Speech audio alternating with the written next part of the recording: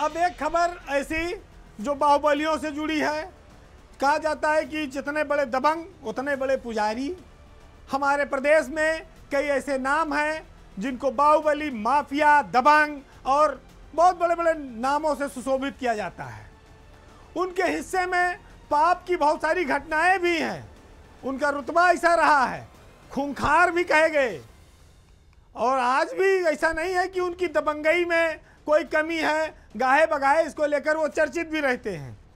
लेकिन यह जब कुंभ आया, इस कुंभ ने बाहुबलियों को भी अपनी ओर बहुत आकर्षित किया।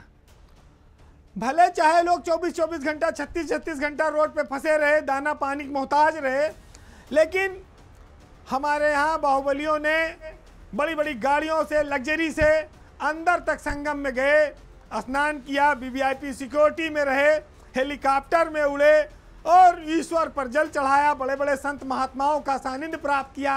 तो यूपी में जो दबंग नेताओं का, बाहुबलियों का एक साम्राज्य है, वो इन दिनों कुंभ में प्रयागराज की ओर रुख किए हुए है। उसकी आस्था का नया केंद्र प्रयागराज बना हुआ है।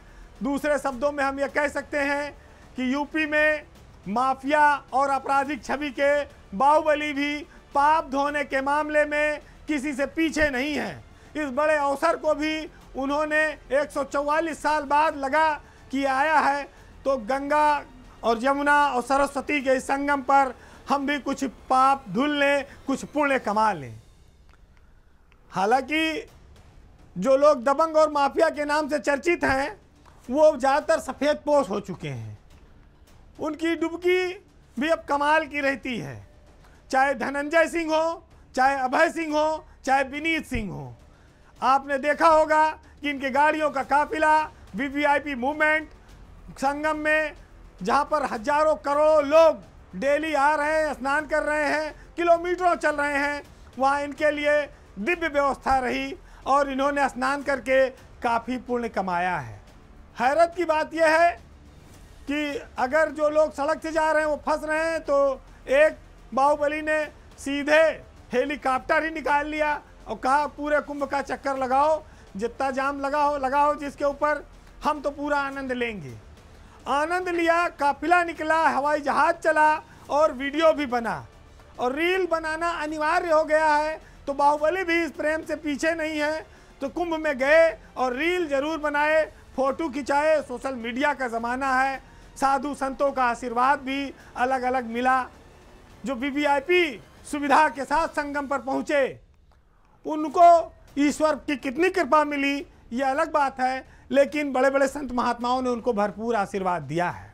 माफियाओं की इन धार्मिक यात्रा ने, उनकी वीडियो ने काफ़ी उनको प्रचार भी दिलाया है।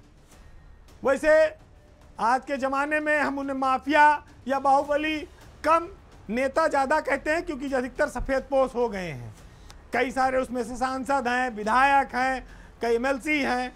और कुंभ में अगर स्नान करके कोई पुण्य कमा रहा है, तो गंगा माँ तो ये देखती नहीं कौन बाहुबली है, कौन संत है, वो तो सबके पाप धोती हैं। तो ऊपर वाले ने सबको समान भाव से सम्मान दिया। लेकिन जो प्रभावशाली लोग हैं, वो भीड़ में भी अपने लिए स्पेशल रास्ता बनाते हैं। हम नीचे ज़मीन पर सारी व्यवस्था करते हैं, ऊपर वाला सबको समान रखता है। और नीचे की व्यवस्था में छोटे बड़े का अंतर हमेशा रहा है, ताकतवर और कमज़ोर का रहा है। और यही नाम है कि बाहुबली अपने इस अंदाज से बेफिक्री से आते हैं और जाते हैं। उन्हें न भीड़ की कोई चिंता है और न कोई तनाव है। माफियाओं की वैसे भक्ति देखकर ये याद आता है कि भले उनको देखकर लोग डरते हों, उनका नाम कुख्यात रहा हो, लेकिन चलो कम से कम भगवान से उनको भी डरना पड़ता है।